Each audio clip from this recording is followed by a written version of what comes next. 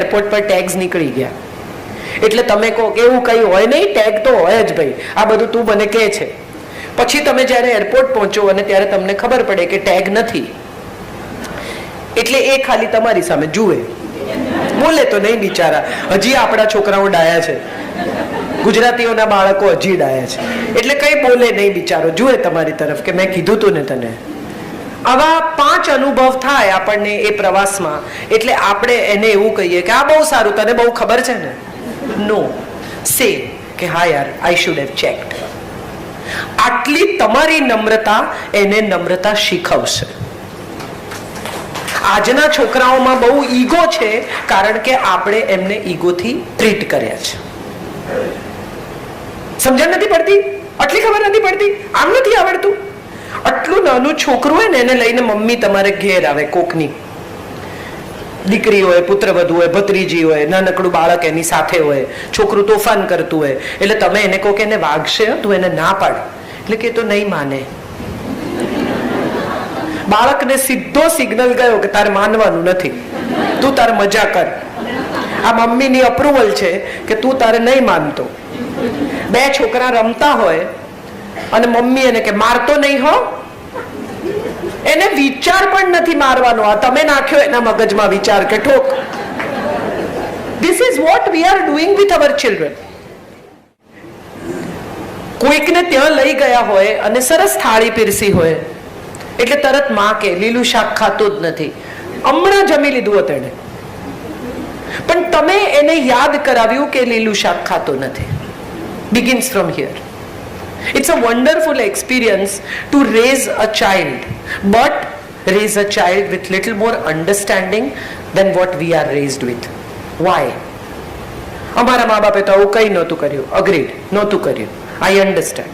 તમે એક ફોન લો, હમણાં તમે બહાર નીકળીને iPhone 5, 6, 7, 8, 9, 10 જે ખરીદો, બરાબર, 6 જ મહિનામાં એનું અપગ્રેડેડ વર્ઝન આવે છે. હા કે ના? હા, આવે છે. કોણ ના પાડે છે? ટેકનોલોજી સાથે જોડાઓ. 6 જ મહિનામાં નવું વર્ઝન આવે છે, બરાબર. કંપની, સાદી એક યંત્ર બનાવતી કંપની જો પોતાના વર્ઝન અપગ્રેડ કરતી હોય, તો ઉપરવાળો જે મોકલતા હશે એ વર્ઝન અપગ્રેડ નહીં કરતો હોય, ફીચર નહીં ઉમેરતો એનામાં.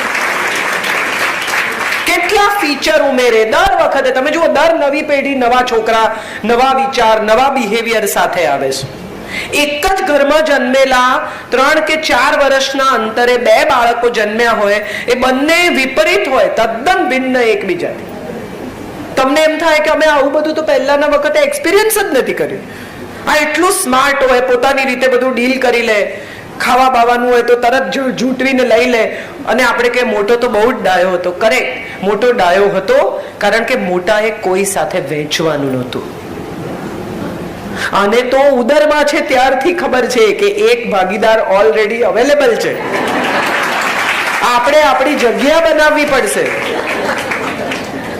આપણે મારામારી કરીને આપણી વ્યવસ્થા ગોઠવવી પડશે. અહીંયા કોઈ બેસવા નહીં દે.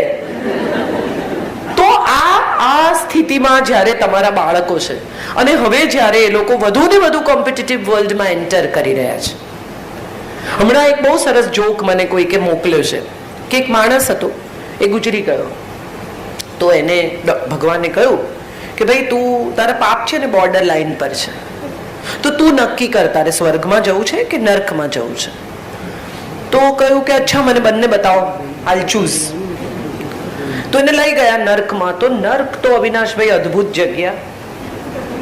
મર્સિડીસ આવે ને, ગાડીઓ આવે ને, ટૂંકા ટૂંકા સ્કર્ટ પહેરેલી છોકરીઓ ને, બાર ને, ટાઈમ સ્ક્વેર જેવી જગ્યા, આમ જળાહળા લાઈટો ને. તો આ યાર જોરદાર છે. તો હવે સ્વર્ગ જોઈ લઈએ. એને લઈ ગયા તો કઈ 2-4 ઋષિ મુનિઓ ને, દૂધની નદીઓ ને. અહીંયા કોણ રહે? આ બેકાર. આપણે ત્યાં. તો એને કહ્યું કે એકવાર વિચારી લે, એકવાર પસંદ કરીશ પછી બદલવાની ચોઈસ નથી. આપણી સાથે પણ અવારનવાર થાય છે. આપણને દરેક વખતે પસંદગીની તકો મળે જ છે. તમે તમારી જિંદગીને રિવાઇન્ડ કરીને જુઓ તો તમને ડેફિનેટલી સમજાશે કે તમને પસંદગીની તક મળી જ છે. તમે પસંદ કરી લીધા પછી તમને અફસોસ થયો છે કે અરે આ નહીં પેલું કરવા જેવું હતું. કેમ? કારણ કે એના પર લાગેલો પ્રાઇસ ટેગ, એની સાથે જોડાયેલા પરિણામો વિશે વિચાર્યા વગર આપણે પસંદગી કરી. માટે હવે આ પ્રાઇસ ટેગના EMI આપણને ભારે પડી રહ્યા છે. બાકી એકચ્યુઅલી પસંદગીની તક તો દરેકને મળે છે. મને ઘણા લોકો કહે કે તમને મજા છે, તમે ટ્રાવેલ કરો, તમે આમ કરો, તમે આમ કરો, તમને કોઈ પૂછે નહીં. એકચ્યુઅલી સવાલ એ છે કે હું ઘરે પહોંચું ને ત્યારે ઢગલો કપડાં વોશિંગ મશીનમાં નાખવાના બાકી હોય. મારે ખૂબ એવી બધી જવાબદારી હોય, મારા લોટનો ખાલી ડબ્બો પ્લેટફોર્મ પર મૂકીને જતા રહ્યા હોય. લોટ નથી એ આની સાઇન છે. અને સાંજની રસોઈ કરવી હોય તો હું ગમે તેટલી થાકેલી હોઉં, મારે ગાડી લઈને જવું જ પડે અને લોટ લઈ જવો પડે, કારણ કે મારે ઘરે 24 કલાકનો માણસ રાખી શકાય એમ નથી. હું હોતી જ નથી ઘરમાં. So that's a very risky situation that I keep somebody. કારણ કે અમે 3 બહેનો બદલ્યા અને એક બહેને એકવાર હું અચાનક દાખલ થઈ ત્યારે એમના બોયફ્રેન્ડ અમારા ઘરમાં હતા. એટલે ત્યારથી અમે નક્કી કર્યું કે ચાવી કોઈને આપીને ઘર સોંપીને જવું નહીં. ઘર ખોલે, સાફ કરે, બંધ કરી દે, નીચે પાછી ચાવી આપી. તો આ પસંદગીની તક મને પણ હતી કે હું 24 કલાક ઘરમાં રહી શકતી હતી, હું બાળકો ઉછેરી શકતી હતી. મેં ઉછેર્યું મારું બાળક 10 વર્ષ. And then I realized કે મારે કામ તો કરવું જ પડશે. શું તમે કામ કરતા હો તો એના ફાયદા છે, તમે ગૃહિણી હો તો એના ફાયદા છે. એકતા કપૂર સાથે આખી બપોર ગાળી શકો તમે. કેટલા જલસા, એસી ચાલુ કરી, પગ લાંબા કરી, 3-4 લોકોને ફોન કરવાના, કમ્પ્લેન કરવાની. આ બાઈઓ યાર મને બહુ ગમે પણ હું કરી નથી શકતી. તો મને લાગે છે કે ગૃહિણીની લાઈફ બહુ અદ્ભુત છે. ગૃહિણીને લાગે છે કે મારી લાઈફ બહુ અદ્ભુત છે. આ જ મજા છે સાહેબ. કેટલાક લોકો રેસ્ટોરન્ટમાં જાય ને તો પોતાનો ઓર્ડર આપી દે, પછી બીજાના ટેબલ પર એની નજર જાય, એટલે કે વો લે કે આવો. આવા પણ હોય છે. તો આ માણસ ફાઇનલી એણે નક્કી કર્યું કે હવે હું નર્કમાં જઈશ. નર્કમાં દાખલ થયા. ફાઇનલ કે હા ફાઇનલ. લોક કિયા જાય કે લોક કિયા જાય. દરવાજો બંધ થયો. જેવો દરવાજો બંધ થયો એવા 9-9 ફૂટના 2 કાળા કાળા રાક્ષસ મોટો તવો લઈને આવ્યા કે આમાં શું કરશે, કે આમાં તને તળશે. અરે કે પેલું બધું મને બતાવેલું એ તો કે માર્કેટિંગ ડિપાર્ટમેન્ટ છે.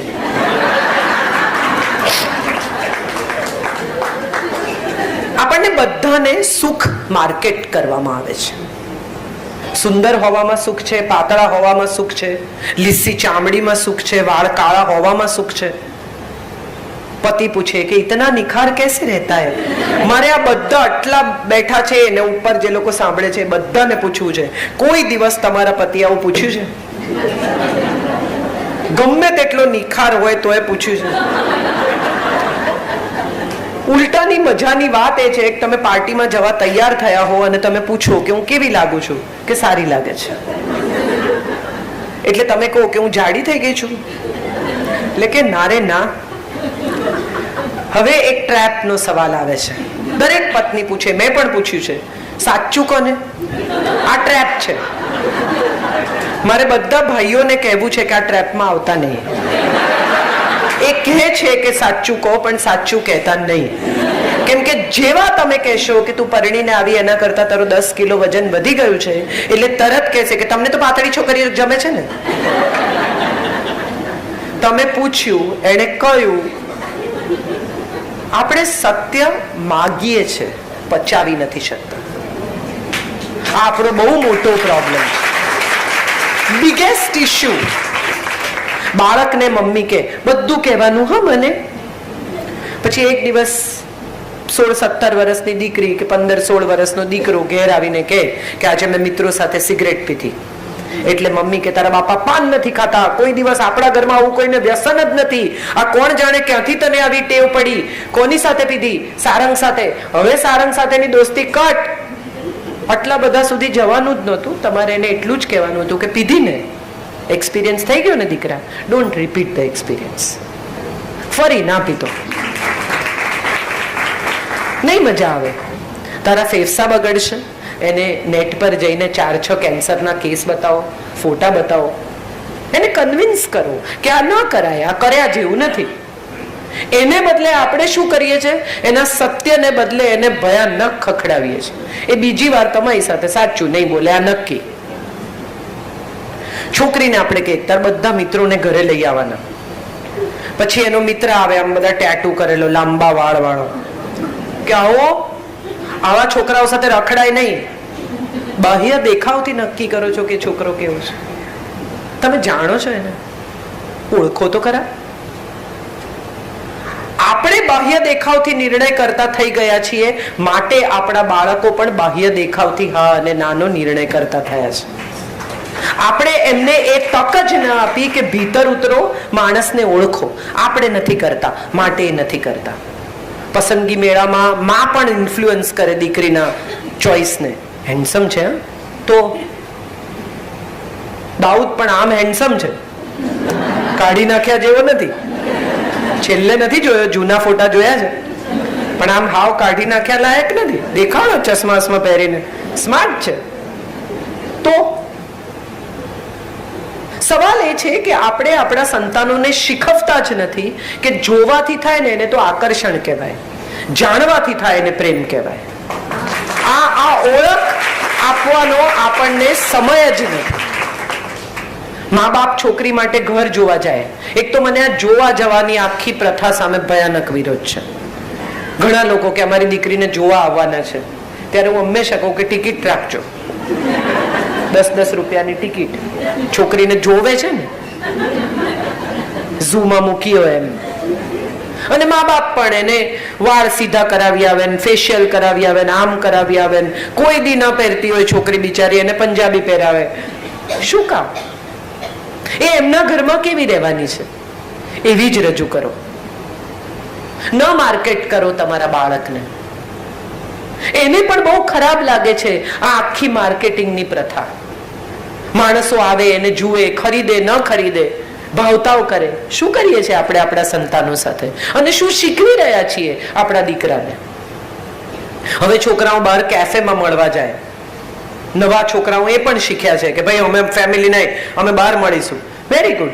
બહાર મળવાના હોય તો પણ તમારી દીકરીને કહો કે રોજ જેવી કોલેજ જાય છે ને એવી જા. તને એવી પસંદ કરે ને તો જ સાચો, કારણ કે રોજ એવી જ જોવાનું છે. એકતા કપૂરની પિક્ચરની જેમ આમ જરીવાળી સાડી પહેરીને નહીં ઉઠે તો ઊંઘમાંથી. તમે વિચાર કરો, આ અભિષેક કે આ અજય દેવગન, બધા બિચારા પરણ્યા. હવે જે કાજોલ કે જે ઐશ્વર્યાને આપણે જોઈએ છે તો કેવી, એના પર મનીષ મલ્હોત્રાએ કામ કર્યું છે ને, એના પર મિકી કોન્ટ્રાક્ટરે કામ કર્યું છે, એનો મેકઅપ કોકે કર્યો છે ને, એના વાળ કોકે કર્યા છે ને, અદભુત આમ તમારી સામે આવીને ઊભી રહે તો રૂપરૂપના ને એટલું ઓછું એમ ફોટોશોપ થાય, એ પછી તમને રજૂ કરવામાં આવે. અભિષેકે કે અજય દેવગને તો સવારે એને ઉલ્લી ઉતારતી જોવાની છે. કરીને ઉલ્લી ઉતારતી હોય કે આમ બ્રશ કરતી, કેવી લાગે તમે વિચારો. એને તો એવીને જ પ્રેમ કરવાનો છે. અને જો એવી સ્ત્રીને પ્રેમ કરી શકો તો માનવું કે આ પ્રેમ છે, બાકીનું આકર્ષણ છે. આકર્ષણ ફિઝલ આઉટ થઈ જ જાય છે આપણે કંઈ પણ કરીએ. કેવા દેખાવ છો એ જોઈને જો કોઈએ સંબંધ બાંધ્યો હશે તો એ સંબંધ તૂટી જવાનો એ નક્કી. ક્યારે? ડિપેન્ડ્સ. એનું આકર્ષણ કેટલું ટકે છે એના પર, અથવા તમે કેટલું ટકાવી શકો છો એના પર. મજાની વાત એ છે કે જીવન જીવવા માટે બહુ જ ઓછી ચીજોની જરૂર છે. આપણો પ્રોબ્લેમ એ છે કે આપણે જીવનને સંકુલ કરી નાખ્યું. આના વગર તો મને ચાલે જ નહીં, એસી વગર ન ચાલે. અહીંથી દાખલા તરીકે હું હમણાં જ એક કાર્યક્રમમાંથી હું નીકળતી હતી, મારે કોઈકને ત્યાં જવું હતું, તો મેં કીધું ઓટોમાં જતી રહીશ. એટલે એ જે ઓર્ગેનાઇઝર હતા એ ભાઈએ મને કહ્યું, ઓટોમાં જશું તમે? કેમ? ઓટો વાળો મને વગાડી જશે, નહીં ઉતારે મારે જ્યાં જવું છે ત્યાં. કેમ ન જઈ શકાય ઓટોમાં? આપણે બધાએ આપણા સ્ટેન્ડર્ડ ઓફ લિવિંગને કંઈક જુદા જ સ્ટેજ પર મૂકી દીધું છે. 5 ફૂટનો માણસ જે ખાદી પહેરતો તો, જરાય હેન્ડસમ નહોતો, જેનામાં એવું કશું જ નહોતું કે જેને જોઈને તમે ડઘાઈ જાઓ, ઇમ્પ્રેસ થઈ જાઓ. આવું શાહરૂખ જેવો આમ ઉભો નહોતો રહેતો, કઈ જેવું નહોતો કરતો કે જેને જોઈને તમે ઇમ્પ્રેસ થઈ જાઓ. છતાં એણે 40 વર્ષ સુધી આખા દેશના યુથને ઇમ્પ્રેસ કર્યું સાહેબ. He was the star. જો કોઈ એક સ્ટારની વાત કરવાની હોય તો હું એને સ્ટાર કહું. 4 દાયકા સુધી જે માણસે યુથને કોન્સ્ટન્ટ લીડ કર્યું, અને દરેક માણસ એની વાત માને. એક વિદેશી કપડાની હોળી એટલે ગામે ગામ થઈ જાય. એક આમ આ સ્ટાર એન્ડોર્સમેન્ટ જે કરે છે કે આમ પાવડર વાપરો ને આમ તેલ પીઓ ને આમ કરો, એ જે કંઈ કે છે તે જ મહાત્મા ગાંધીએ કહ્યું, પણ એણે દેશના શ્રેય માટે કહ્યું. શ્રેય અને પ્રેયની વચ્ચે શું ફરક છે એવું આપણે આપણા સંતાનને શીખવતા ભૂલી ગયા, અને આપણે જાણતા પણ નથી. જે પ્રિય છે તે બધું જ સારું છે એવું માનવાનું કોઈ કારણ નથી.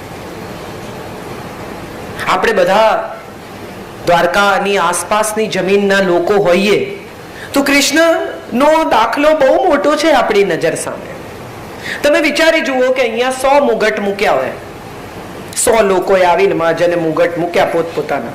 તમે કઈ રીતે કોના મુગટ કોનાથી છૂટા પાડો? હીરા માણેક દરેક પાસે છે. આને રસ્તા પરથી એક મોરપીંછ ઉંચક્યું ને મૂકી દીધું, અને 5000 મુગટમાંથી પણ છૂટા પડે. આ સ્ટાઇલ આઇકોન છે.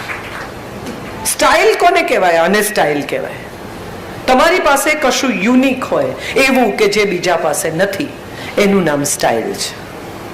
તમે મને શું કામ સાંભળવા આવો છો? જોવા તો કોઈ આવતું નથી. હું અહીંયા કઈ મુજરા કરતી નથી, ગજરા વેચતી નથી. કેમ સાંભળવી હોય છે મને? કારણ કે હું તમને એ કહું છું જેની તમને બધાને ઓલરેડી ખબર જ છે. હું એક પણ એવી વાત નથી કહેતી તમને કે જે તમે પહેલા નથી સાંભળી. સવાલ એ છે કે તમને જે ખબર છે એ હું યાદ કરાવી આપું છું, માટે તમને મજા આવે છે. કેટલી બધી સ્ત્રીઓ ફ્રીજ પાસે જઈને પછી ઊભી રહે, હું ઊભી રહું છું કે હું શું લેવા આવી હતી. ખરેખર આપણા બધાની સ્થિતિ એવી છે. આપણને બધાને એમ થાય છે કે આપણે શું કરવા આવ્યા. ઉપનિષદો કહે છે કેમ આવ્યા, શું કરશો, કેટલું રહેશો, ક્યારે જવાના. આ સવાલોના જવાબો આપણી પાસે છે જ નહીં, ને આપણે શોધવાનો પણ પ્રયત્ન નથી કરતા. વિઝામાં જવાબ આપી આવીએ છીએ, કેટલું રહેશો ને ક્યાં જવાના ને કોને મળવાના ને કેમ જવાના ને. એકચ્યુઅલી આવડી મોટી પૃથ્વી પર આપણને આવવાનો વિઝા મળ્યો છે, એનો જવાબ આપણી પાસે નથી.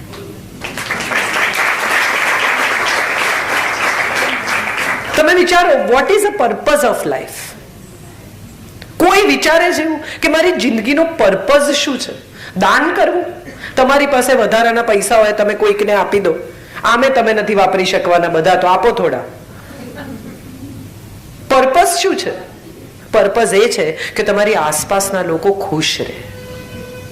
પહેલો પર્પઝ માણસ તરીકેનો, જે મેં કહ્યું ત્યાં હું પાછી આવું છું, મેક અધર્સ હેપી.